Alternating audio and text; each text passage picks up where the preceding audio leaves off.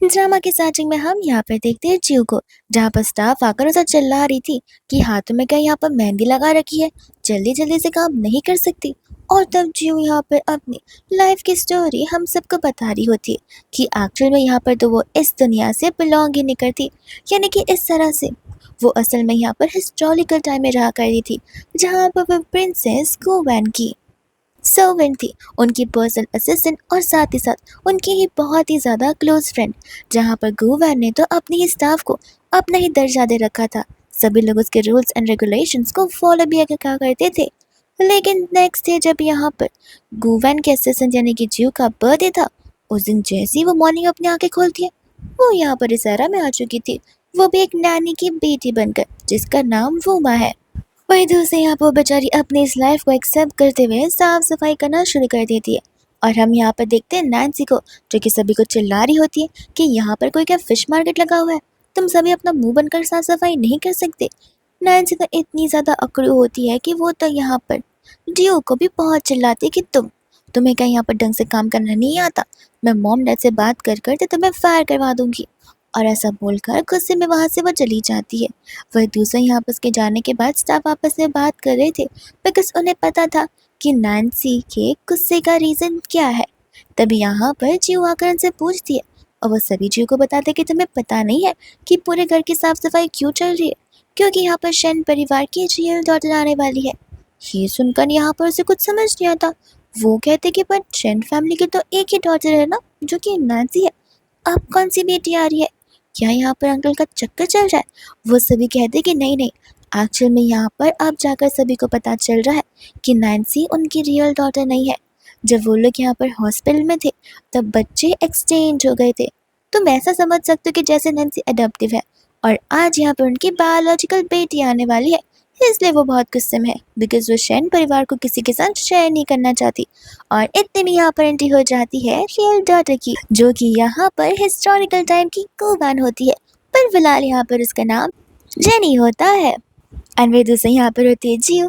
जैसे वो यहाँ पर जेनी को देखते हुए उसे पहचान जाती है, और जाकर तुरंत ही उसे टाइटली हक करती है, ये कहते हुए कि फाइनली मैम आप आ गई हैं मुझसे मिलने के लिए, आप फिक्र मत कीजिए, आपको कोई बुली नहीं करेगा।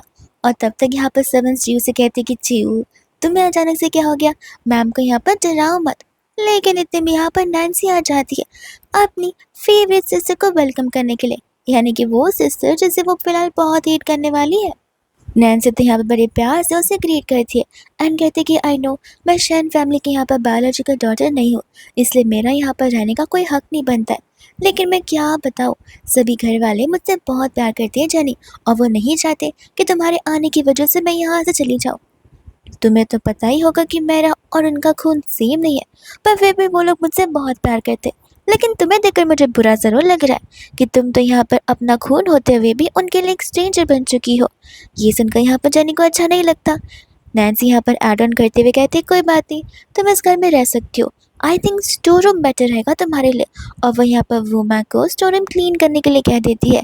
वूमा वहाँ से जाने वाली थी, बट ये सब कुछ देखकर जीव नैन्सी को जोर का थप्पड़ मारती है, ये कहती है कि बेवकूफ़ लड़की, वो इस घर की हार्डनेस है और तुम उनसे ऐसी बातें कर रही हो। और जब यहाँ पर नैन्सी डिबेट करने वाली थी, उस समय उसे एक और जोर से थप्पड़ मिलता है। ये थप्पड़ तो नैन्सी को हिला कर देख लेता है। सभी स्टाफ्स भी हैरान थे कि यहाँ पर जीव में इतनी हिम्मत। नैन्सी यहाँ पर जीव पर चला थी कि तुम एक तुच्छ सी स्टाफ यहाँ पर मेरे ऊपर हाथ उठा रही हो, तुम एक नंबर के क्रेजी पर्सन हो। जीव बोलती कि हाँ मैं हूँ क्रेजी, लेकिन ये तो फिलहाल बस यहाँ पर 1% है, तुमने मेरा क्रेजीनेस अब तक देखा नहीं है। और ये पहली बार नहीं होता जहाँ पर जियो ने किसी को थप्पड़ मारा है। प्रीवियस लाइफ में तो वो किसी को भी नहीं छोड़ती थी, जो भी यहाँ पर उसकी प्रिंसेस गुवैन को बहुत ही ज़्यादा बुली करने की या फिर डिसरिस्पेक्ट करने की कोशिश करता था। वही हम यहाँ पर प्रेजेंट में आते हैं, जहाँ पर नैन्सी बोलते कि रुको, घर वालों को आने दो, फिर मैं तुम्हें बताती हूँ और तुम्हें फायर कर दूंगी। जियो बोलते कि तुम मुझे फायर करोगी, तुम्हें क्या लगता है कि तुम घर वालों के सामने मीठी छुरी बनकर घूमते हो और ये बात मुझे पता नहीं है। मुझे सब कुछ पता है कि किस तरीके से तुम उनके सामने इनोसेंट बनती हो, लेकिन अंदर ही अंदर तुम्हारे अंदर तो सांप से ज़्यादा भी जहर भरा पड़ा है। नैन्सी गुस्से में कहती कि देखना, आज ना मैं तो इस घर से बाहर निकाल कर छोड़ा तो मेरा नाम बदल देना। जियो बोलते कि अभी नाम बदल दो, बिकॉज घर से तो तुम यहाँ पर निकलोगी। और जाकर यहाँ पर वो ऊपर से नैन्सी के बैग के साथ साथ उसके सारे कपड़े फेंकने लग जाती है। ये कहते हैं कि निकल जा घर से, बिकॉज इस घर को तुम यहाँ पर डिजर्व करती नहीं हो। नैन्सी बोलती कि तुम्हारी इतनी हिम्मत।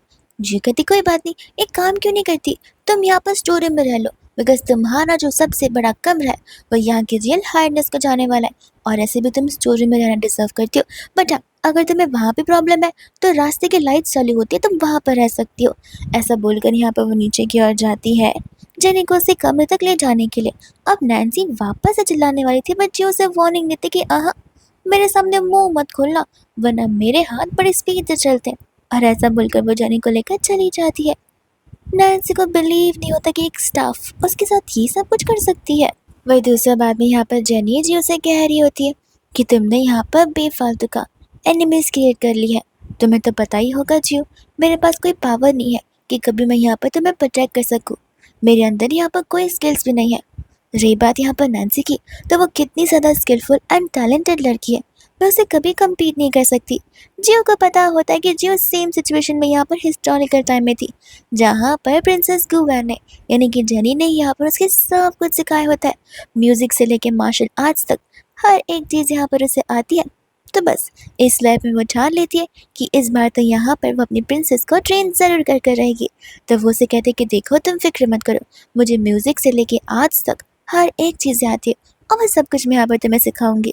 जिसके बाद यहाँ पर वो उसे एक बुक देकर अच्छे से उसे मेमोराइज करने के लिए कहती है। ये बोलते कि लॉनेल से यहाँ पर पावर बढ़ती है, और जब तुम यहाँ पर पावरफुल बन जाओगी तब यहाँ पर कोई भी तुम्हारे से टक्कर लेने से 100 बार पहले सोचेगा। एंड फिर हम यहाँ पर नैन्सी को देखते हैं जो कि यहाँ पर आंसू बहाए जा रही थी, कंटिन्यूसली रोए जा रही थी। घर वाले यहाँ पर उसे समझाने की कोशिश करते कि देखो तुम रो मत, माना कि तुम यहाँ पर हमारी बायोलॉजिकल बेटी नहीं हो, लेकिन 19 ईयर्स से हम तुम्हारे साथ रह रहे, तुम हमारी बेटी जैसी हो, हम तुम्हें कभी भी यहाँ पर एक दूसरे के साथ में कंपेयर बिल्कुल नहीं करेंगे, और ना ही कभी मिसट्रीट करेंगे। नैन्सी बोलती कि नहीं, मुझे चलेगा, अगर यहाँ वो सिस्टर चाहती है कि मैं घर से निकल जाऊँ तो वो भी चलेगा, बट मैं कभी भी यहाँ पर इस परिवार के बीच में झगड़ा नहीं लड़ाना चाहती हूँ।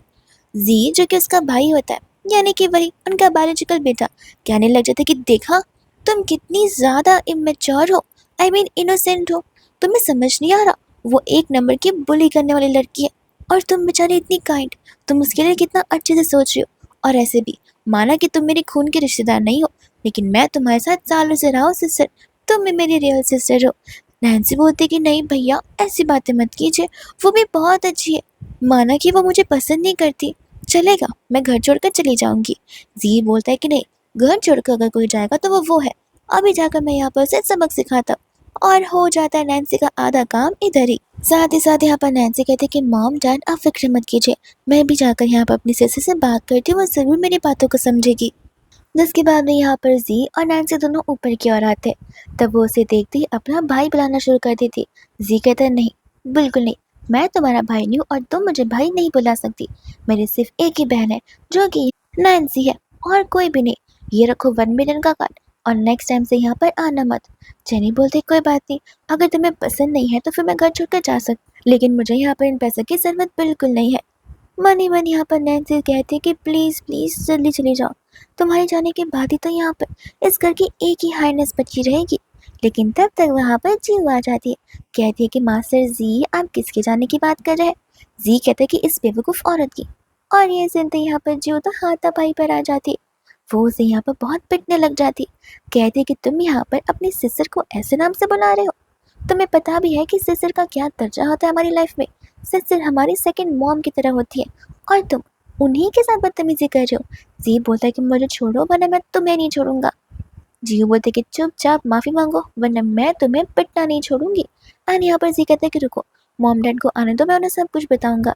जी कहते कि माफ़ी मांगो, और यहाँ पर तो उसकी मदद नैन्सी भी नहीं कर पा रही थी, तो उसके बाद में यहाँ पर उसे ज़बरदस्ती माफ़ी मांगनी पड़ती है। वो तुरंत ही वहाँ से डोर की ओर भाग जाता है, कहता है कि रुको मैं अभी जाकर मम्मा डैडा को सब कुछ बताता हूँ।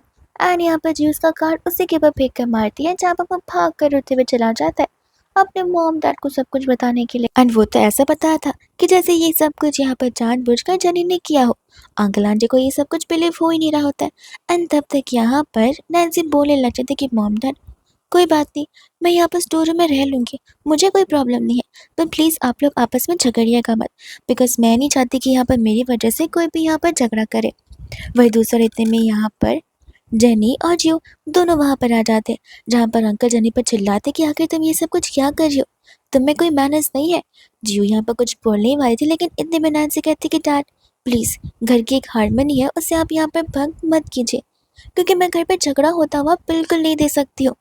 और ऐसे भी मैं यहाँ पर नेक्स्ट मंथ म्यूज़िक कॉम्पिटिशन में पार्टिसिपेट करने वाली हूँ, जिस कॉम्पिटिशन को जीतने के बाद और अपने ड्रीम को पूरी करने के बाद मैं इस घर को छोड़कर चली जाऊंगी। अंकल कहते कि देखो नैन्सी, हमारे पास इतने पैसे तो हैं जहाँ पर हम तुम्हें बहुत अच्छी ज़िंदगी दे सकते हैं इन सभी बच्चों के साथ में। आंटी को भी यहाँ पर एक चीज़ रियलाइज़ होती है कि माना डेज़ी उनकी बेटी नहीं है, लेकिन वो कितनी चार्मिंग और टैलेंटेड है। वही दूसरी यहाँ पर है ये जेनी, जो कि यहाँ पर उतनी स्किलफुल बिल्कुल नहीं लगती। एंड तब यहाँ पर जेनी होती है जो कि कहती कि देखिए अंकल आंटी, मैं समझ सकती कि आखिर आप क्या सोच रहे होंगे कि अपना खून होते हुए भी यहाँ पर जेनी उतनी ज़्यादा टैलेंटेड नहीं है, लेकिन आप लोग खुद ये सोच कर देखिए कि क्या आप अपनी बेटी को यहाँ पर किसी अडेप्टिव डॉटर से बुली होने दे सकते हैं? जी को ही देख लीजिए, वो तो यहाँ पर जेनी से सिर्फ 2 साल छोटा है, वो तो यहाँ पर टैलेंटेड या स्किलफुल बिल्कुल नहीं है, पूरा दिन यहाँ पर वो फ़ोन में लगा रहता है, और इसके बाद भी सब उसे यहाँ पर डम इंसान बुलाते हैं। जेनी तो बेचारी अभी अभी यहाँ पर आई हुई है, जहाँ पर हमें जेनी को कुछ समय देना चाहिए चीज़ों के साथ कंफर्टेबल होने के लिए। और मेरी बात मानिए, वो इसी फैमिली का खून है, जहाँ पर वो भी आप लोगों की तरह एकदम स्मार्ट और टैलेंटेड ज़रूर है, उसे बस यहाँ पर अपनी क्रिएटिविटी की पहचान करनी है। और इतने में यहाँ पर वो टी सर्व करने के लिए कहती है, जो टी यहाँ पर हमेशा न्यू कमर सर्व करते एज अ फैमिली रिचुअल। जी तो इतने में डिसएग्री करने लग जाता है, पर ग्रैंडपा कहते कि कौन है वो जो डिसएग्री कर रहा है मेरे अग्री करने के बाद भी। एंड जैसे वहाँ पर ग्रैंडपा बैठते, यहाँ पर तो जियो ने एकदम ही ट्रेडिशनल वाला पोट ऑन करते हुए वेलकम करती है। और इसी के साथ साथ यहाँ पर ग्रैंडपा को अपने बचपन की याद आ रही थी, जहाँ पर ये सभी सीखें उनकी मम्मा ने उन्हें सिखाई हुई थी। हालांकि आजकल के ट्रेडिशनल के अकॉर्डिंग लोग तो एकदम इस तरीके से सेम ट्रेडिशनल ग्रेट नहीं करते, वो सभी तो बस यहाँ पर अब बोट ऑन करने लग जाते। अंकल को बिलीव नहीं हो रहा था कि ये तो सिर्फ एक नॉर्मल सी नानी की बेटी है, और इसे एम्परर टाइम की ग्रीटिंग कैसे आती होगी। वही दूसरी यहाँ पर जेनी होती है जो कि उन्हें टी सर्व कर रही थी, बट यहाँ पर जी कहते कि देखिए मैं किसी गाँव वाले को यहाँ पर अपनी सिस्टर नहीं मान सकता। नैन्सी बोलती कि ग्रैंडपा, अगर आप उसकी टी को एक्सेप्ट करेंगे तो इसका मतलब ये है कि आप मुझे एक्सेप्ट नहीं करना चाहते। और वो यहाँ पर विक्टिम कार्ड प्ले करने की कोशिश करती है, बेचारी बनने की। ये बात सुनते ही यहाँ पर जेनी टेंशन में आ जाती है। जियो बड़े ही प्यार से यहाँ पर जेनी को साइड करती है एंड जोर का थप्पड़ सभी के सामने यहाँ पर लगा कर देती है नैन्सी को।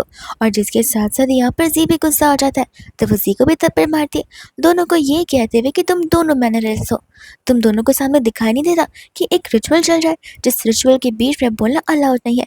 ग्रैंडपा तुमसे बड़े हैं, तुम कौन होते हो यहाँ पर ग्रैंडपा को कोई भी क्वेश्चन करने वाले।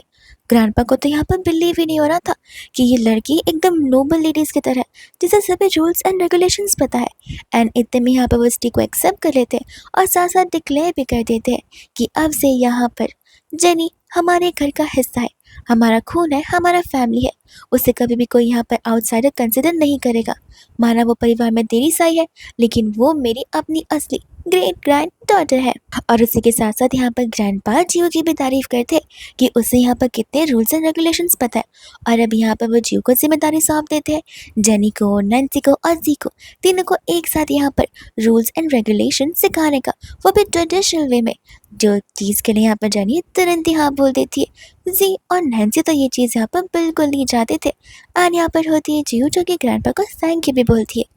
अब कल से यहाँ पर इन सभी लोगों का स्कूल शुरू होने वाला था, तो ग्रैंडपा कहते कि तुम यहाँ पर जेनी को लेकर बहुत ज़्यादा लॉयल हो जियो, इसलिए यहाँ पर मैं चाहता हूँ कि तुम उसी के साथ रहो, और हाँ साथ साथ स्कूल भी जाओ, जहाँ पर तुम इन तीनों को अच्छे से मॉनिटर करोगी और इन तीनों को एक अच्छे ह्यूमन से ज़रूर क्रिएट करूँगी। जियो भी यहाँ पर उनकी बातों को मान लेती है। नेक्स्ट मॉर्निंग यहाँ पर सबसे पहले जेनी आकर सभी का इंतजार करती है, उस समय वहाँ पर नैन्सी आ जाती है एंड कहती कि जेनी ये तुमने क्या पहन रखा है, क्या तुम्हें पता नहीं है कि स्कूल के कुछ यूनिफॉर्म्स होते हैं, उन यूनिफॉर्म्स के बिना तुम यहाँ पर स्कूल में एंटर नहीं कर सकती।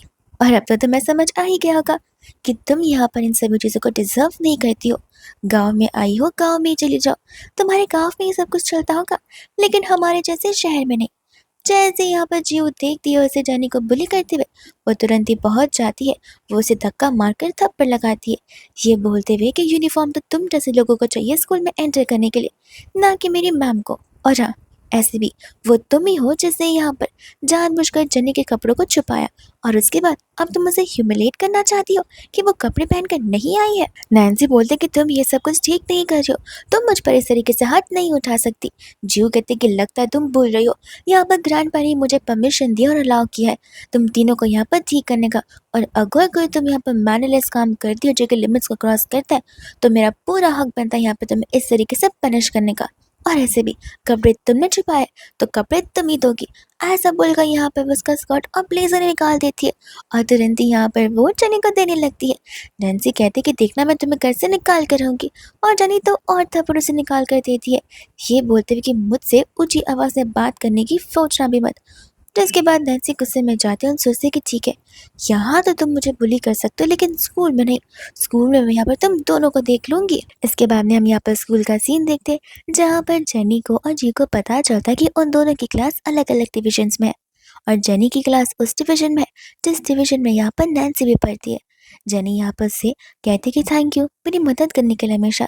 जीव कहते कि कोई बात नहीं, ये तो मेरा फर्ज बनता है, बट हाँ, मेक श्योर करना कि तुम दोनों सेम क्लास में हो, और उसे तुम्हें बुली करने का मौका बिल्कुल मत देना।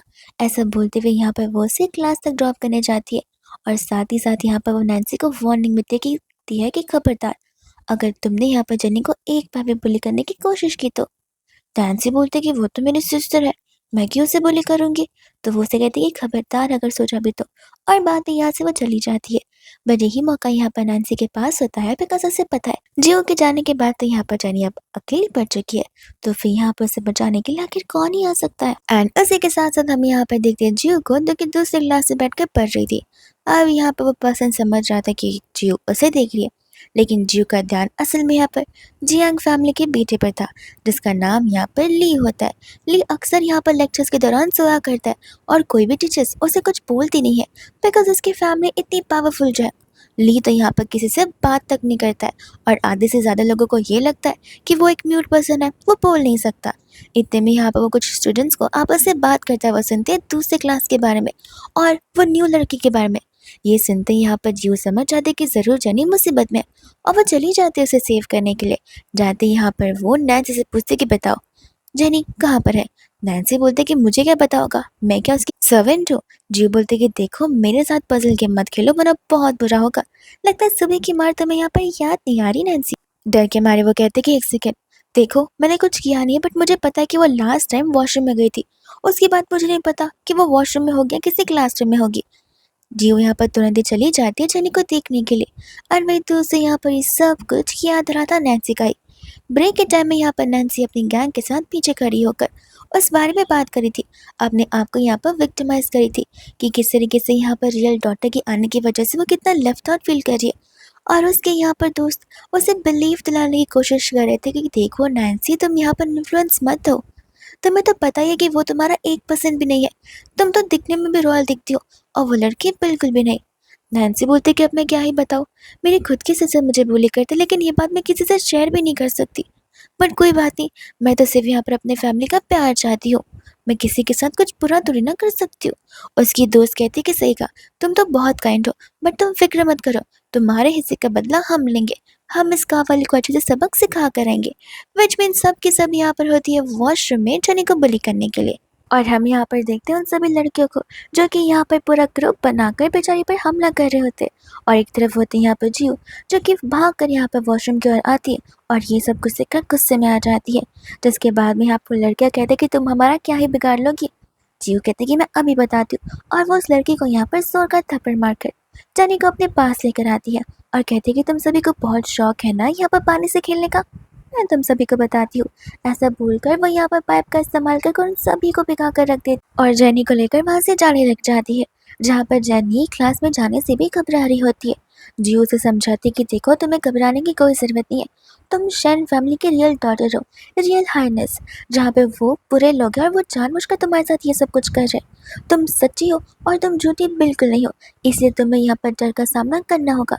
उस समय यहाँ पर हम देखते हैं लीन को जो कि वहीं पर मौजूद था, और वो यहाँ पर जियो की सभी बातों को सुन रहा होता है कि कितने कॉन्फिडेंटली यहाँ से वो जनी को लेकर बचाकर जा रही है। और वही दूसरा हम यहाँ पर देखते हैं नैन्सी को, जो कि बाकी बच्चों को भी यहाँ पर इन्फ्लुएंस कर रही होती है, ये बताते हुए कि जबरदस्ती मुझे तो यहाँ पर जेनी ने घर से निकलने के लिए कह दिया था, अपनी पोस्ट पर गिव अप करने से। लेकिन वो तो मॉम, डैड और मेरे भाई का प्यार है, जिन्होंने मुझे यहाँ से जाने से मना कर दिया था।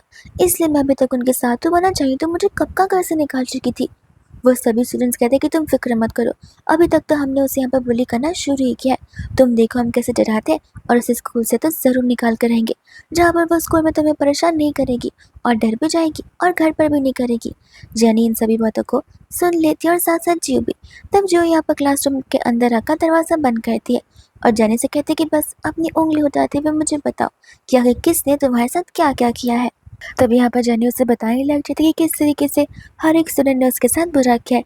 एक ने उसकी बुक फाड़ दी, एक ने यहाँ पर उसके बैग के अंदर कचरे डाल दिए, तो तीसरे ने यहाँ पर उसके खाने में ही इंसेक्ट्स मिला दिए थे। वो लड़की कहते कि पढ़ाई तो तुमसे होगी नहीं, इसलिए बुक फाड़ दिया, बुक पर यहाँ पर पैसे क्यों वेस्ट करनी है। दूसरा कहने लग जाते कि तुम्हारा बैग इतना स्मेल करा था तो सोचा कचरे का डस्टबिन था। तीसरा कहता कि मैं तो तुम्हें यहाँ पर लंच में एक्स्ट्रा प्रोटीन दे रहा था। जियो को पता होता है कि सब कुछ यहाँ पर ये लोग किसके कहने पर कर रहे हैं, और वो नैन्सी से कहती कि लगता है अब टाइम आ गया तुम्हें सबक सिखाने का। नैन्सी बोलती कि देखो मैंने कुछ किया नहीं है, इसलिए तुम मुझे यहाँ पर कुछ नहीं कर सकती। जियो बोलता है कि कब तक नाटक करोगी, मुझे अच्छे से पता है कि किस तरीके से तुम इन सभी को यहाँ पर इन्फ्लुएंस करी और तुम्हारी वजह से ये सब कुछ हो रहा है। जब मैं तो तुम्हें सबक सिखा करूँगी और इन सभी को भी। ऐसा बोलकर वो बुक्स फाड़ती और उन सभी पर फेंकती है, साथ साथ उन सभी के पेपर्स भी, साथ ही साथ वो डेस्क को भी फेंक देती है। नैन्सी बोलती कि ये तुम क्या कर रही हो, मैं टीचर को जाकर कंप्लेन कर दूंगी। जियो बोलती कि जाओ जाकर कर लो, मैं भी ग्रैंडपा को यहाँ पर बुलाऊंगी और बताऊंगी कि किस तरीके से तुम यहाँ पर शेन फैमिली की रियल हार्नेस के साथ में ये सब कुछ करी हो, उससे जानबूझकर बुली कर रही हो। और ऐसे भी ग्रैंडपा ने मुझे परमिशन दी है तुम्हें सबक सिखाने की, जो कि मैं कर रहूँगी। वो उसका बैग उसका बुक्स उठाकर डस्टबिन में फेंक देती है और साथ साथ इंक भी उसके ऊपर फेंक देती है, और दोनों के बीच यहाँ पर फिजिकल फाइट शुरू हो जाती है, जहाँ पर जियो से कहती कि अभी के अभी माफ़ी मांगो वरना जितने बाल बचे वो भी टकला करके छोड़ दूंगी। और इन सभी chaotic किस्से के बाद उन सभी को यहाँ पर प्रिंसिपल की ऑफिस में बुलाया जाता है, जहाँ पर प्रिंसिपल बोलते कि बताओ क्या हो गया। तब यहाँ पर नैन्सी बताने लग जाता कि किस तरीके से यहाँ पर ये जियो और जेनी मिलकर हम पर गैंग अप कर हमें यहाँ पर मारने की कोशिश कर रहे थे, हमारे बुक्स मार कर फेंक दी, हमें बहुत बुली किया। इतने में यहाँ पर जियो रोने का नाटक शुरू कर देती है, जहाँ पर ये सब कुछ तल्लीन बड़े ध्यान से देखता है, और उसी के साथ साथ यहाँ पर वो नैन्सी का मुंह पकड़ कर रख देती ताकि नैन्सी यहाँ पर कुछ बोलकर उन्हें इन्फ्लुएंस ना कर पाए। वो रोते हुए यहाँ पर टीचर को बता रही होती कि किस तरीके से यहाँ पर शेन फैमिली की रियल बेटी जेनी का आज यहाँ पर स्कूल में पहला दिन है, लेकिन पहले दिन आते ही ये सभी लोग यहाँ पर उसे बुली करने लगे हैं। वो सभी लोगों से यहाँ पर क्लास का हिस्सा मांग ही नहीं रहे। अब आप बताइए हम क्या कर सकते। एंड वो यहाँ पर जेनी को इशारे करती, जहाँ पर जेनी भी रोने की एक्टिंग करती और बताने लग जाती कि किस तरीके से वो लोगों ने उसके बुक्स फाड़े हैं, उसके बैग के अंदर कचरा डाला और उसके लंच को भी ख़राब कर दिया, और वो लोग उसे जीने का मौका भी नहीं देना चाहते। ये सब कुछ सुनकर टीचर्स को बहुत बुरा लगने लग जाता है। प्रिंसिपल यहाँ पर नैन्सी से बोलते कि मुझे बिलीव नहीं हो रहा तुम सभी लोगों ने ये सब कुछ किया। नैन्सी बोलना चाहती थी बट यहाँ पर जियो बड़ी टाइटली उसे पकड़ रखी थी। जियो कहती कि अब मैं क्या ही बताऊँ, बेचारी यहाँ पर जेनी कितना स्ट्रगल कर रही है, वो भी पहले दिन ही स्कूल की। पर दूसरे यहाँ पर नैन्सी कहती कि देखिए आप यहाँ पर इस तरीके से उसका साइड नहीं ले सकती, मैं आपसे कह रही हूँ ना कि हमने यहाँ पर ऐसा कुछ भी नहीं किया है। जियो बोलते कि कोई बात नहीं प्रिंसिपल मैम, आप यहाँ पर सीसीटीवी फुटेज को चेक कर सकती है, हर क्लास में यहाँ पर सीसीटीवी लगे हुए, आप चाहे तो मैं यहाँ पर मिस्टर शेन को भी बुला सकती हूँ, जिससे यहाँ पर उनकी परमिशन से सब कुछ चेक किया जा सकता है। और तब यहाँ पर नैन्सी और उसके लोगों की बोलती बंद हो जाती, जिसके बाद यहाँ पर उन्हें पनिशमेंट भी मिलती है और उन्हें यहाँ पर जेनी और जियो को सॉरी बोलना भी पड़ता है। लीन तो यहाँ पर बड़ा इम्प्रेस हो चुका था जियो से, और फिर वो लोग जब जाने लगते हैं तब यहाँ पर नैन्सी की दोस्त जियो को वार्निंग देती कि आज तो तुमने यहाँ पर जेनी को बचा लिया, लेकिन तुम हर सेकंड उसके साथ थोड़ी ना रहोगी, देखना आगे जाकर यहाँ पर यही चीज़ प्रॉब्लमेटिक बनेगी और हम तो तुम में से किसी को छोड़ेंगे नहीं। फिर दूसरे यहाँ उनके जानने के बाद जियो जेनी से कहते कि देखो उनकी बातों पर बिलीव मत करो, तुम सिर्फ यहाँ पर पढ़ाई पर ध्यान रखो और अपने आप को इम्प्रूव करने पर, बाकी सब कुछ मैं यहाँ पर हैंडल कर लूँगी। हम यहाँ पर बाद में घर का सीन देखते हैं, जहाँ पर नैन्सी तो पूरी की पूरी कंगाई वहाँ पर बहा देती है रो रो कर, और उसी समय यहाँ पर ग्रैंडपा कहते हैं कि हमें बिलीव नहीं हो रहा क्लास के इवेंट की वजह से ये सारी की सारी बातें घर तक पहुँच गई है, पता है ना कि यहाँ पर हमारे फैमिली रेपुटेशन के बारे में क्या बात आ रही होगी। नैन्सी बताने लग जाती कि ग्रैंडपा, मैं क्या कहती, मुझे यहाँ पर बुली किया जा रहा था। ये जियो ने मेरे पर इंक फेंकी, मेरे बुक्स, मेरे बैग सब कुछ डस्टबिन में डाल दिया, मेरे बुक्स को फाड़ भी दिए, मेरे डेस्क को उल्टा कर नीचे गिरा भी दिया। सबके सामने यहाँ पर इससे मेरी बहुत बेइज्जती की है। जी यहाँ पर जियो पर चिल्ला रहा होता है कि ग्रैंडपा ने तुम्हें यहाँ पर हमें ट्यूटोरिंग करने के लिए भेजा है, ना कि यहाँ पर हमें बुली करने के लिए। और समय यहाँ पर आंटी को भी गुस्सा आ जाता है। ये कहते हैं कि तुम आखिर यहाँ पर ऐसा कैसे करने दे सकती हो जियो को। जनी तुम तो उसकी सिस्टर हो, तुम्हें यहाँ पर जियो को रोकना चाहिए था। जियो ताली बजाने लग जाती है। ये कहते कि मुझे बिलीव नहीं हो रहा कि आप एक बार भी यहाँ पर अपनी ही बेटी की बातें नहीं सुनना चाहती। ग्रैंडपा फिर यहाँ पर जियो से कहते कि जियो तुम मुझे बता कि शुरुआत से हुआ क्या था। तब यहाँ पर जियो ने बताते कि देखिए जो भी कुछ यहाँ पर नैन्सी बोल रही है वो मैंने सब कुछ किया, लेकिन क्यों किया ये भी तो जान लीजिए। बिकॉज यहाँ पर शुरुआत नैन्सी ने की थी। नैन्सी ने यहाँ पर अपने दोस्तों को इन्फ्लुएंस किया था, जिस वजह से यहाँ पर उसके सभी दोस्त मिलकर ग्रुप बनाकर यहाँ पर बेचारे जेनी को वॉशरूम में बुली कर रहे थे। उसके ऊपर गंदा पानी तक फेंकता, वो भी एकदम ठंडा सा, एकदम बेहुदा पानी। और उसी के साथ साथ उसके बैग में कचरे डाले गए, उसके बुक्स फाड़ कर फेंक दिए गए और उसके लंच बॉक्स में तक इंसेक्ट डाल दिए थे। अब बताइए मैं चुप कैसे रहती। जेनी का यहाँ पर पहला दिन था और ये सब कुछ सिर्फ और सिर्फ यहाँ पर नैन्सी के इन्फ्लुएंस करने की वजह से बन रहा था। तब यहाँ पर आंटी सभी बातों को डिनाई कर देती है, कहती कि देखो यहाँ पर ये सारी चीज़ें नैन्सी नहीं कर सकती, ऐसे भी यहाँ पर वो बच्चों ने किया होगा। नैन्सी कहती कि सही कहा मॉम, वो बच्चे यहाँ पर उसे कावली समझकर खुद सामने से बुली कर रहे थे, मुझे तो ऐसे लोग पसंद भी नहीं है। जियो कहती कि अरे वाह नैन्सी, तुम्हें तो यहाँ पर एक्टिंग की क्लास लेनी चाहिए, म्यूजिक छोड़ो और ये सब कुछ सीख लो। पर यहाँ पर आंटी होती है जो कि नैन्सी की साइड ले रही थी और यहाँ पर वो इनडायरेक्टली नैन्सी को और जेनी को कंपेयर कर रही होती है कि यहाँ पर नैन्सी स्किलफुल है बट जेनी नहीं। तब यहाँ पर वो उससे एक क्वेश्चन पूछते कि आखिर मैम आपको ऐसा क्यों लगता है कि आपकी खुद की बेटी यहाँ पर टैलेंटेड नहीं है। आंटी बोलते कि देखो तुम समझते नहीं हो, शुरुआत से हमने यहाँ पर नैन्सी को पाला पोसा है और ऐसे भी नेक्स्ट मंथ वो प्रेस्टिजियस फेस्टिव कंपटीशन को ज्वाइन कर कर वायलिन का कंपटीशन जीतना चाहती है, जहाँ पर शहर में तो क्या पूरे कंट्री में हमारा नाम होगा।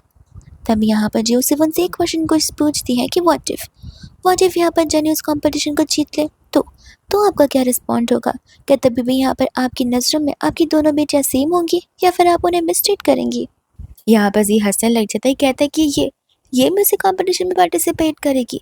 नैन्सी कहती है कि सही कहा, उससे तो यहाँ पर म्यूजिकल नोट्स पढ़ने भी नहीं आते होंगे, और तुम्हें क्यों लगता है कि वो यहाँ पर विद इन अ वीक सब कुछ सीख कर कॉम्पिटिशन में पार्टिसिपेट कर सकती है। जी बोलती कोई बात नहीं, अगर यहाँ पर इस कंपटीशन को मैडम जीती है तो फिर तुम्हें शेन परिवार को छोड़कर जाना पड़ेगा। नैन्सी कहती कि एक्सेप्टेड, लेकिन अगर मैं जीती तो सभी के सामने यहाँ पर शेन फैमिली को डिक्लेयर करना ही होगा कि मैं ही इस फैमिली की रियल हार्नेस और रियल बेटी हूँ।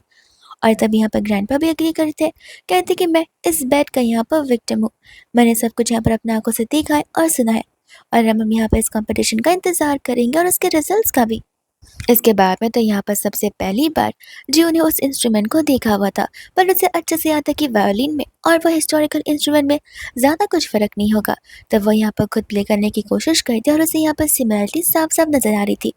एंड उसे याद आता है कि वो म्यूट पर्सन यानी कि लीन, वो तो प्रिंसिपल का बेटा है, तो वो कल जाकर यहाँ पर उससे बात करेगी ताकि स्कूल के उस रूम में यानी कि म्यूजिक रूम में जाकर वो दोनों पर्सन यहाँ पर खुद ट्रेनिंग कर सके। उसके बाद यहाँ पर नेक्स्ट डे स्कूल खत्म होने के बाद जियो और जानी मिलकर यहाँ पर लीन का वेट कर रहे थे। लीन के आते ही यहाँ पर जियो उसे रिक्वेस्ट करते कि क्या तुम मुझे यहाँ पर स्कूल के म्यूजिकल रूम की कीज दे सकते हो, बिकॉज वहाँ के वायलिन में हमें यहाँ पर प्रैक्टिस करनी है। तब वो उसे यहाँ पर ना के इशारे करता है। जेनी जो उसे कहते कि जाने दो, ज़रूरत नहीं, हम घर पर ही यहाँ पर कुछ ना कुछ इंतज़ाम कर लेंगे। तब उसका असिस्टेंट बताता है कि नहीं मैम आप गलत समझ रही हैं, असल में यहाँ पर मास्टर ने कहा है कि स्कूल के इंस्ट्रूमेंट्स जो है वो उतने प्लेफुल नहीं है, कोई अक्सर प्रैक्टिस नहीं करता, इसलिए रख के यहाँ पर उनके की और नोट्स खराब हो गए हैं। उनके घर पर यहाँ पर ढेर सारे इंस्ट्रूमेंट्स पड़े हुए हैं जहाँ पर आप उन पर प्रैक्टिस कर सकते हैं, बिकॉज वो लेटेस्ट और सबसे अपडेटेड है। यहाँ पर तो जियो बहुत खुश हो जाती है क्योंकि यहाँ पर सामने से वो उसे मौका जो दे रहा है, बट यहाँ पर जेनी नर्वस ज़रूर होती है। साथ साथ वो स्टाफ भी सोचता है कि अचानक से यंग मास्टर को क्या हो गया। यंग मास्टर तो किसी से बात करने के लिए भी रेडी नहीं होते, बट उन्होंने यहाँ पर इन दोनों को इनवाइट किया, वो भी अपने घर पर। इसके बाद में जब यहाँ पर वो लोग घर पर पहुँचते हैं तब यहाँ पर जियो को वो इंस्ट्रूमेंट दिख जाता है जो कि वही हिस्टोरिकल टाइम से अब तक एंटिक पीस में पड़ा हुआ था, और वो ओरिजिनली यहाँ पर उसकी प्रिंसेस कुवन यानी कि यहाँ पर पुरानी वाली जनी प्ले किया करती थी। तब वो यहाँ पर परमिशन मांगती है और लिन तुरंत ही उसे परमिशन दे देता है। जैसे ही वो उस चीज़ को प्ले करती है तीनों यहाँ पर से बहुत इम्प्रेस हो जाते हैं और जियो इमोशनल। सर्वेंट को देख चीज समझ में आ जाती है कि मास्टर लीन यहाँ पर मैडम जी को डिफरेंटली ट्रीट करते हैं। उसके बाद में यहाँ पर वो वायलिन देते हुए उसे प्रैक्टिस करवाना शुरू कर देती है और लीन उन्हें देखना शुरू कर देता है। वही दूसरा हम यहाँ पर देखते हैं नैन्सी को, जो कि जी से पूछती कि मुझे समझ नहीं आ रहा, आखिर ये तो ना स्कूल के लिए निकलती तो है लेकिन स्कूल में आती नहीं है। जी कहते कि हाँ, वो लोग तो यहाँ पर डेली लीन के घर पर जाते हैं शायद से प्रैक्टिस करने के लिए। वो कहने लग जाते कि जैन फैमिली का बेटा लीन उसके घर पर पॉसिबल ही नहीं है कि यहाँ पर लीन किसी को घर पर इन्वाइट करेगा। जी बोलता कि पर मैंने अपनी आंखों से 2-3 बार उन्हें लीन की कार में जाते हुए देखा है। ये सुनते अब यहाँ पर वो समझ जाते कि जरूर वो बहुत ही ज्यादा हाई क्लास इंस्ट्रूमेंट्स के साथ में प्रैक्टिस कर रही होंगी, जिस वजह से यहाँ पर जानबूझकर वो उसके बाथरूम में जाकर पूरा नीचे यहाँ पर सोप लिक्विड गिरा देती है ताकि यहाँ पर फिसल कर उसके हाथ पैर टूट जाए। और ठीक वहाँ पर वैसा ही होता है। जैसे अंदर यहाँ पर जेनी आती है वो फिसल कर गिरती है, उसे बहुत चोट लगती है। जियो तुरंत ही आती है और उसे उठाकर ले जा रही होती है, लेकिन तब तक जी और नैन्सी आ जाता है, जो कि आकर यहाँ पर उसे सिंपैथिकल एक्ट बोलने लग जाते हैं। जियो बोलती कि अपना मुंह बंद रखो और वो वहां से चली जाती है। नैन्सी जी से कहते कि देखा, सिंपैथी मांगने के लिए तो कोई कुछ भी कर सकता है।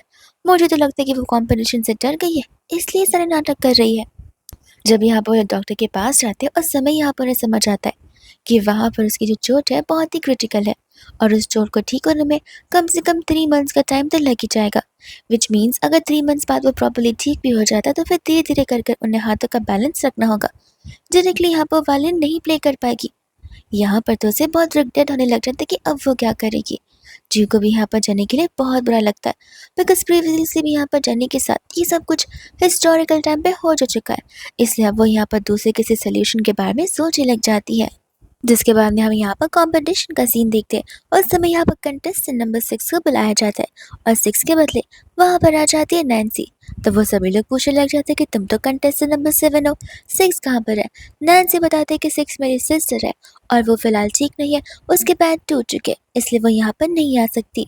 लेकिन यहाँ पर जजेस को बताया गया था कि वो यहाँ पर नेक्स्ट डे ज़रूर आएगी और रात को इन्फॉर्म किया गया था। तब यहाँ पर अंकल कहने लग जाते कि देखिए, वो मेरी बेटी है, मैं जानता हूँ कि फ़िलहाल यहाँ पर वो हॉस्पिटल में है, वो यहाँ नहीं आने वाली है। नैन्सी बाद में अपना परफॉर्मेंस शुरू करती है, जहाँ पर उसका परफॉर्मेंस सभी को बहुत अच्छा लगता है। एक एक कर सभी का परफॉर्मेंस खत्म होता है और सभी कंटेस्टेंट यहाँ पर स्टेज पर आते हैं और फाइनली इन दी एंड यहाँ पर जियो जेनी को लेकर आ ही जाती है, वो भी व्हील चेयर पर। एंड जैसे यहाँ पर वो लोग आते हैं वो बता रही होती है कि जेनी यहाँ पर कम्पीट करने आई है, इस चीज़ में वो पार्टिसिपेट कर कर यहाँ पर प्ले करेगी और उसके बाद सभी के साथ कंपटीशन करेगी।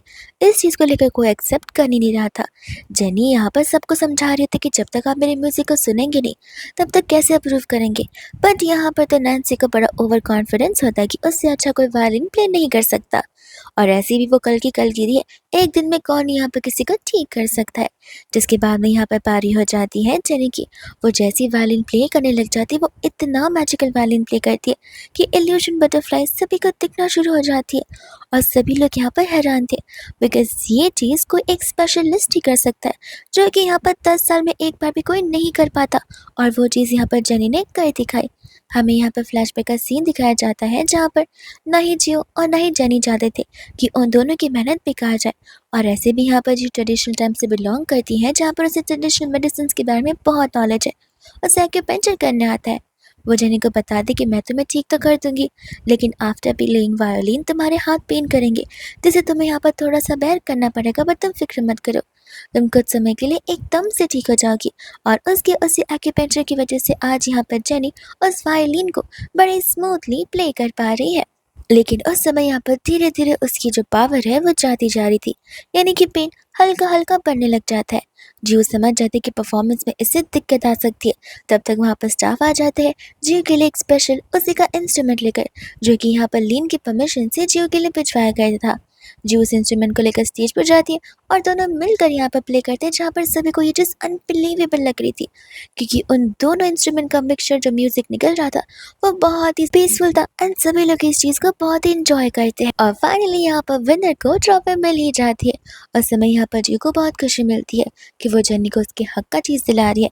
और वही दूसरा सभी लोग यहाँ पर अंकल आंटी की बहुत तारीफ करते हैं, पर कुछ लोग बताते कि हमने सुना है वो तो आपकी अडॉप्टेड बेटी है, लेकिन अंकल कहते कि नहीं, लगता है आप लोगों को पता नहीं है, ये हमारी वही डॉटर है जो कि सालों पहले एक्सचेंज हो चुकी थी, अब वो मेरी खुद की बेटी है।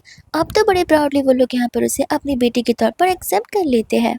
वही दूसरा बाद में हम यहाँ पर देखते हैं नैन्सी को, जो कि ड्रेसिंग रूम में आकर बहुत ही ज़्यादा गुस्से में थी। उसे बेड की बात याद आ रही होती है, लेकिन तब तक यहाँ पर जियो आ जाती है, जिसे वो कहते कि मेरे ड्रेसिंग रूम से बाहर जाओ। जियो कहती कि नहीं, मैं तो यहाँ पर तुम्हारे साथ एक अच्छा सा गेम खेलने के लिए आई हूँ, वो गेम जो कि शुरुआत तुमने की थी बट एंड यहाँ पर मैं करूँगी। नैन्सी तो यहाँ पर बहुत घबरा जाती है और उसे कुछ समझ नहीं आता। वो उसे बैठाकर कहती कि देखो, यहाँ पर ज़्यादा झूठ बोलकर मतलब नहीं है, बिकॉज आई नो तुमने यहाँ पर जानबूझकर जेनी के बाथरूम में लिक्विड सोप गिराए थे, जिस वजह से यहाँ पर वो फिसल कर नीचे गिरी हुई थी। और इस चीज़ का कन्फेशन खुद यहाँ पर जीव की मम्मा ने जीव को दिया था, बिकॉज उन्हें यहाँ पर डाउट था, क्योंकि जिस समय यहाँ पर वो जेनी के कमरे को क्लीन करने के लिए गई थी उस समय यहाँ पर नैन्सी उस कमरे में मौजूद थी और उसने ना यहाँ पर उनकी मॉम को वहाँ से जाने के लिए कहा था। एंड यहाँ पर होती है जू, जो कि यहाँ पर नैन्सी पर बहुत चिल्ला रही होती कि अब तुम्हें यहाँ पर पता चलेगा कि तुमने जेनी के साथ क्या किया है। वो उसका वायलिन लेकर तोड़ देती है। नैन्सी कहते कि तुम्हें पता भी है कि इसका वर्थ कितना था। जियो बोलते कि खुश रहो कि मैंने तुम्हारे वायलिन को तोड़ा, ना कि तुम्हें। और तब तक यहाँ पर लीना आकर ये सब कुछ देख लेता है एंड तब यहाँ पर वो चली जाती है उसे सिंपैथी गेन करने के लिए। यहाँ पर तो वो उसके पास जाता है और जीव सचमुच रहती है, लेकिन वो सिर्फ यहाँ पर उसके हाथ के चोट की फिक्र कर रहा था और वो वहाँ से जीव को लेकर चला जाता है। नैन्सी को तो यहाँ पर इस चीज़ से भी बहुत गुस्सा था कि देखना, मैं तुम्हें यहाँ पर छोड़ूंगी नहीं। फिर इसके बाद परफॉर्मेंस के बाद हम यहाँ पर देखते हैं जीव को, जहाँ पर पर्सनली लीन उससे मिलने आया था उस इंस्ट्रूमेंट को लेकर, जो कि यहाँ पर वो फिलहाल जीव को देना चाहते हैं। जीव कहते कि सब समझ रही हूँ मैं, ये इंस्ट्रूमेंट तुम मुझे यहाँ पर रिश्वत की तरह दे रहे हो ना, ताकि मैं यहाँ पर तुम्हारी तारीफ करूँ जेनी के सामने। फिक्र मत करो, मैं फिर भी तारीफ करूँगी। लेकिन यहाँ पर लीन उससे वो इंस्ट्रूमेंट दे रहा होता है। जियो बोलते कि नहीं, ये इंस्ट्रूमेंट बहुत प्रीशियस है, मैं सिर्फ इसे ले नहीं सकती। और उस इंस्ट्रूमेंट के बदले में यहाँ पर वो अपने नेकलेस जो कि जेड का होता है वो निकाल कर उसे दे देती है, बिकॉज जब वो यहाँ पर इस दुनिया में आई थी उस समय उसके पास सिर्फ यही चीज़ थी जो कि बहुत प्रीशियस है। उस जेड के पेंडेंट को वो यहाँ पर देकर चले जाता है। जियो कहते कि फिक्र मत करो, जब यहाँ पर तुम और जेनी एक हो जाओगे तब ये इंस्ट्रूमेंट मैं जेनी को दे दूंगी। एंड यहाँ पर फ्लैशबैक का सीन दिखाया जाता है, जहाँ पर हम फाइटर लीन को देखते हैं। उस समय यहाँ पर उस हिस्टोरिकल टाइम में उसके पास यही चीट की पेंडेंट थी, वो भी यहाँ पर आखिरी निशानी की तरह, जिस दिन उसकी यहाँ पर शायद से मौत होने वाली। इसके बाद में हम यहाँ पर घर का सीन देखते हैं, जहाँ पर ग्रैंडपा को बहुत प्राउड फील हो रहा होता है जेनी पर। वो जेनी को बताते कि मैंने यहाँ पर तुम्हारे लिए हाई क्वालिटी वाला कस्टमाइज वायलिन बनाया है, जो कि कल तक आ जाएगा, ये तुम्हारा स्पेशल गिफ्ट है। इतनी यहाँ पर जियो उन सभी को पेट के बारे में याद दिलाती है, जिसे सुनते यहाँ पर जी तो डिफेंसिव बन जाता है। वो कहता है कि एक सेकेंड, उस नॉर्मल के पेट की वजह से तुम चाहती हो कि यहाँ पर नैन्सी हमें छोड़कर चली जाए? नैन्सी कितने सालों से हमारे साथ रहे, इतना इजीली मैं उसे नहीं जाने दूंगा। नैन्सी कहती कि नहीं, बेट हमने यहाँ पर ऑलरेडी लगा दी थी, तो बेट के अकॉर्डिंग मुझे चले जाना चाहिए, यही चीज़ यहाँ पर बेहतर होगी। लेकिन यहाँ पर आंटी मना कर देती है एंड कहती कि डैड आप ऐसे कैसे कर सकते, ये तो बच्चे हैं। आपस में यहाँ पर मस्ती मस्ती में इन्होंने बेट लगा दी, अब इसका मतलब ये नहीं है कि यहाँ पर हम यहाँ से नैन्सी को रास्ते पर आते हुए देख सकते हैं। जी बोलते कि अच्छा, तो ज़रा मुझे एक बात बताइए, क्या अगर यहाँ पर जेनी इस कंपटीशन को हार जाती तो क्या फिर भी आप लोग यहाँ पर जेनी को सेम ट्रीट कर रहे होते? क्या जेनी को भी यहाँ पर सेम चीज़ें मिलती? और ये चीज़ सुनते यहाँ पर सन्नाटा छा जाता है। जीव कहते कि देखा, आपकी साइलेंस यहाँ पर इन सभी चीज़ों का आंसर दे रही है। मुझे तो यहाँ पर जेनी के लिए बहुत बुरा लगता है, उसकी खुद की फैमिली होते हुए भी यहाँ पर वो अलोन है। आंटी कहते कि तुम यहाँ पर झगड़ा लड़ाना बंद करो, दोनों मेरी बेटी है, मैं दोनों की फिक्र करती हूँ और मैं यहाँ पर इस परिवार में पीस लाना चाहती हूँ, ना कि झगड़े, इसलिए मैं यहाँ पर ये सब कुछ कर रही हूँ। जीव कहते कि बिल्कुल नहीं, इसे पीस नहीं कहते, जहाँ पर आप अपनी खुद की बेटी की फीलिंग्स को हर्ट करते हुए किसी बाहर के लड़के के ऊपर विश्वास कर रही हैं। आप ज़रा अपनी बेटी के बारे में तो सोच कर देखिए। ऐसा बोलते ही यहाँ पर वो सभी के सामने वो बॉटल निकालती है। वही बॉटल जिस बॉटल के अंदर यहाँ पर लिक्विड सोप था और उसे यहाँ पर नैन्सी ने इस्तेमाल किया था। नैन्सी घबरा जाती कि यहाँ पर ये सब कुछ जियो के पास कैसे आया, और जियो एंड फुटेज के अकॉर्डिंग वो सभी को बता रही होती कि किस तरीके से यहाँ पर सब कुछ नैन्सी ने खुद से किया है, जेनी को हार्म करने से लेकर यहाँ पर उसके कंपटीशन की स्ट्रैटेजीज को डिस्ट्रॉय करने तक। ये सब कुछ देखते तो उसके पैरों से ज़मीन खिसक जाती है एंड यहाँ पर नैन्सी उन सभी को बिलीव दिलाने की कोशिश करती है कि आप हमारी बात समझिए, मैंने ये सब कुछ यहाँ पर नहीं किया, ये सब कुछ यहाँ पर जियो जानबूझकर कर रही है मुझे फ्रेम करने के लिए। जेनी कहती कि नहीं, जियो ऐसी नहीं है जहाँ पर वो जानबूझकर किसी के ऊपर फेक इल्ज़ाम लगा सकती है, तुमने ये सब कुछ किया है। जियो बताते कि उसकी खुद की मम्मा ने आंखों से अपने सब कुछ देखा हुआ है, जो कि एज अ प्रूफ हम सभी के सामने स्टेटमेंट दे सकती है। तब यहाँ पर सभी को गुस्सा आने लग जाता है, जिसके बाद अब नैन्सी समझ जाती है कि यही उसका एंड है। तब वो यहाँ पर नील ऑन करते हुए माफ़ी मांगती एंड कहती कि अगर आप लोग चाहते तो मैं यहाँ से चली जाती हूँ। जिसके बाद में यहाँ पर वो पैकिंग करने के चली जाती है एंड आंटी इमोशनल होकर उसके साथ जाती है। ग्रैंडपा यहाँ पर कहते हैं कि सचमुच मुझे यहाँ पर जियो तुम्हें अप्रिशिएट करना चाहिए, तुमने एकदम सही काम किया। एंड वो जेनी को भी यहाँ पर काइंड पर्सन बुलाते हैं। ये कहते हैं कि पढ़ाई खत्म होने के बाद मेरे साथ आ जाना चेस खेलने के लिए जियो को लेकर। अंकल आंटी यहाँ पर अकेले जाते हैं उसे बाहर तक छोड़ने के लिए। आंटी कहती कि मैं वादा करती हूँ मैं ग्रैंडपा को यहाँ पर मना कर रहूँगी और तुम्हें घर पे वापस ला कर रहूँगी, और नाटक करते हुए वहाँ से वो जाने लग जाती। वो खुशी थी बिकॉज उसे पता है ऐसे तो यहाँ पर उसे फाइनेंशियल हेल्प शन फैमिली से मिलने ही वाली है, उसे यहाँ पर उनके ऊपर डिपेंडेंट रहना ही पड़ेगा और वो लोग उसे सपोर्ट करने से रुक थोड़ी ना जाएंगे। वही दूसरे में यहाँ पर जेनी और जियो को देखते हैं, जहाँ पर जियो उसे उसके इसके पहले की लाइफ के बारे में पूछ रही थी कि आखिर शन फैमिली में आने से पहले यहाँ पर वो ऑर्फन में रहा करती थी या फिर अपने उन फेक या अडेप्टिव पेरेंट्स के साथ में। जिसके बाद में यहाँ पर जेनी उसे बताती है कि उसकी ये लाइफ एटलीस्ट ठीक तो है। वहाँ पर तो वो लोग एंटायर टाइम ड्रंक रहते थे और तो और जेनी को बहुत मारते थे, जहाँ पर जेनी को हार्डली 2 दिन की मील मिल पाती थी। वो हमेशा यहाँ पर पानी पर गुजारा किया करती थी एंड यहाँ पर ये जो गाँव वाले पेरेंट्स थे वो कोई और नहीं बल्कि यहाँ पर नैन्सी के रियल पेरेंट्स होते हैं। नैन्सी यहाँ पर आकर उन्हें बताती है कि मुझे कंट्री साइड में भेज दिया गया और अब तुम लोग मेरे लिए काम करोगे। आंटी जैसे यहाँ पर अपनी बेटी को देखती है बहुत खुश हो जाती है, लेकिन वो इतनी ड्रंक थी कि तो यहाँ पर नैन्सी को एकदम से गंदा लग रहा था अपनी मम्मा के पास आने से भी। वो तो यहाँ पर बहुत ज़्यादा इमोशनल हो जाती, लेकिन सचमुच मानना पड़ेगा नैन्सी यहाँ पर बहुत बदतमीज थी। वो अपनी खुद की मॉम को थप्पड़ मारती और वो तो उसे मॉम कंसिडर करने के लिए या बुलाने के लिए भी रेडी नहीं थी। वो कहते कि देखो यहाँ पर पुअर वुमन, मुझे फ़र्क नहीं पड़ता कि यहाँ पर तुम कितना भी रो या इमोशनल हो जाओ, तुम्हारी वजह से ये सारी प्रॉब्लम्स क्रिएट हुई और भुगतान तो तुम्हें ही करना पड़ेगा। आंटी कहते कि तुम मेरी बेटी हो, जैसे तुम मुझे बोलोगी मैं वो सब कुछ वैसा करूँगी तुम्हारे लिए। जिसके बाद में हम यहाँ पर देखते हैं जियो को, जो कि स्कूल में थी और हर बार जी को लगता है कि जियो यहाँ पर उसे इम्प्रेस करने की कोशिश कर रही है। जियो बोलते कि तुम्हें पता है अगर तुम दुनिया में आखिरी मैन भी बचोगे तो भी मैं तुम्हारे साथ शादी नहीं करूँगी। एंड वही दूसरा यहाँ पर लीना से बुला रहा होता है। जियो कहते कि आखिर कब तक तुम यहाँ पर मेरे साथ इतना बात करते रहोगे, आई नो कि तुम यहाँ पर जाने को इम्प्रेस करना चाहते हो। उस समय यहाँ पर लीन उसे लिखकर समझाना चाहता था कि वो उससे नहीं बल्कि यहाँ पर उसे खुद यानी कि यहाँ पर जियो को इम्प्रेस करना चाहता है।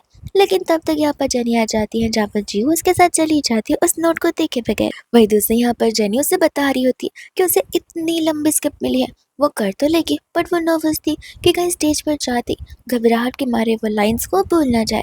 जियो बोलती कोई बात नहीं, हम यहाँ पर ऑडिटोरियम में जाकर स्टेज पे खड़े होकर प्रैक्टिस जरूर कर सकते हैं। तब तक लीन आ जाता है और वो लीन को भी यहाँ पर इन्वाइट करती है और लीन चला आता है। जब यहाँ पर जेनी प्रैक्टिस कर रही थी तब जियो से कहती कि आई नो तुम यहाँ पर जेनी के साथ पर्सनल टाइम स्पेंड करना चाहते हो ना, तुम उसे पसंद करते हो ना, इसलिए तुम यहाँ पर आए हो। बट यहाँ पर लीन ना बोल देता है। ये सुनते यहाँ पर जियो घबरा जाती है, कहती है कि तुम बोल सकते हो। वो उसे कहते कि जस्ट बिकॉज मैं यहाँ पर किसी से बात नहीं करता इसका मतलब ये नहीं कि मैं यहाँ पर एक म्यूट पर्सन हूँ, और ऐसा बोलकर वहाँ से वो चला जाता है। वही दूसरे यहाँ पर जियो स्टेज पर जाकर अपनी लाइंस को रिहर्सल कर यहाँ पर जाने को बता रही होती है। जब कैसे तो यहाँ पर विलन नैन्सी उन्हें देख रही थी और बस सही मौके का इंतजार कर रही होती उन दोनों पर मिलकर अटैक करने की। घर पे यहाँ पर जब जियो और जेनी जाते हैं उस समय यहाँ पर ग्रैंडपा को स्पीच के बारे में पता चलता है। ग्रैंडपा बताते हैं कि तुम्हारी स्पीच के बाद सभी के सामने मैं यहाँ पर इवेंट के तौर पर तुम्हारी रियल आइडेंटिटी बताऊंगा, सभी को शान से बताऊंगा कि तुम यहाँ पर शेन फैमिली की बायोलॉजिकल डॉक्टर हो। एंड यहाँ पर जेनी ग्रैंडपा का थैंक यू बोलने लग जाती है। इसके बाद में हम यहाँ पर रात का सीन देखते हैं जहाँ पर जी तो बेचारा बनकर यहाँ पर उनके कमरे में आता है, और जस्ट बिकॉज यहाँ पर जेनी को गले में खराश थी, वो उसके लिए दवाई भी रखकर वहां से शर्मा कर भाग जाता है। जी को यहाँ पर लगने लगता है कि शायद से यहाँ पर जी धीरे धीरे जेनी को एज अ सिस्टर के रूप में एक्सेप्ट करना शुरू कर चुका है, और कर भी लेगा एक दिन कम्प्लीटली। वही दूसरे यहाँ पर फाइनली स्पीच वाला दिन आ ही जाता है, जहाँ पर स्टेज पर जाकर जेनी अपनी स्पीच की शुरुआत करती है। उस समय हम यहाँ पर बैक स्टेज पर देखते हैं नैन्सी की रियल मम्मा को, जो कि एज ए स्टाफ यहाँ पर गुस्साई थी वर्क करने के लिए, और स्पेशली यहाँ पर नैन्सी का टास्क कंप्लीट करने के लिए। जहाँ पर नैन्सी का प्लान ये होता है कि सबक सिखाकर कुछ मतलब है नहीं, विच मीन्स अगर वह यहाँ पर जेनी की जान ले लेती है तो फिर एक बार फिर से शैन फैले में उसकी जगह फिक्स हो जाएगी। और इस चीज़ के लिए यहाँ पर वो अपनी मम्मा को बड़े से लैंटर्न का रूप कट करने के लिए कहती है। जेनी की स्पीच खत्म होते ही यहाँ पर वो रूप हिलना शुरू कर देता है। जैसी जी उस चीज़ को नोटिस करती है, वो तुरंत यहाँ पर चली जाती है उसकी मदद करने के लिए, और उस चक्कर में तो यहाँ पर जेनी को चोट भी लग जाती। उन सभी लोगों को तुरंत ही यहाँ पर लेकर हॉस्पिटल ले जाया जाता है। जब वहाँ से लीन जाने वाला था, तब नैन्सी उसे रोकती है, कहते कि देखो उन दोनों के पीछे जाकर मतलब नहीं है, वो दोनों अच्छे इंसान नहीं है। बर्लिन को यहाँ पर पता होता है कि अगर कोई अच्छा इंसान नहीं है तो वो तो सबसे पहले नैन्सी है। वो नैन्सी को सामने से वहाँ से दफा होने के लिए कह देता है, और तब नैन्सी को भी पता चलता है कि वो बोल सकता है। और उस समय जिस समय यहाँ पर जेनी के ऊपर वो गिरने वाला था सामान, और लगने पर जेनी को अपनी हिस्टोरिकल टाइम की सभी चीज़ें याद आ जाती है। उस समय हम यहाँ पर हॉस्पिटल का सीन देखते हैं, जहाँ पर डॉक्टर जी को काम डाउन करते, ये बताते हुए कि मामूली सी चोट है, कुछ दिनों में ठीक हो जाएगी। एंड उसी के साथ साथ लीन यहाँ पर जियो से कन्फेस भी कर देता है कि वो जेनी से नहीं, असल में यहाँ पर जियो को पसंद करता है।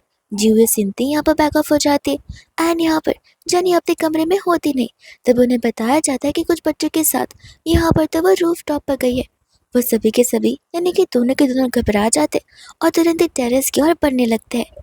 एंड तब यहाँ पर तो हमें एक नया ही सीन देखने के लिए मिलता है, जहाँ पर इस बार जेनी उन सबको सबक सिखा रही थी। एंड यहाँ पर जेनी जैसे ही देखती है जो को, वो तुरंत ही यहाँ पर उसे हक करने चली जाती है, ठीक उसी तरीके से जिस तरीके से यहाँ पर ड्रामा की शुरुआत ने जियो ने जेनी को देखकर किया था। विच मीन्स अब यहाँ पर वो जो भी फ्लैशबैक्स आ रहे थे जेनी को, वो सभी फ्लैशबैक्स रियल थे, एंड यहाँ पर उसकी सारी मेमोरी हिस्टोरिकल टाइम का लेकर वापस आ चुकी है। और वही दूसरे यहाँ पर वो तीनों एक साथ बैठे हुए थे।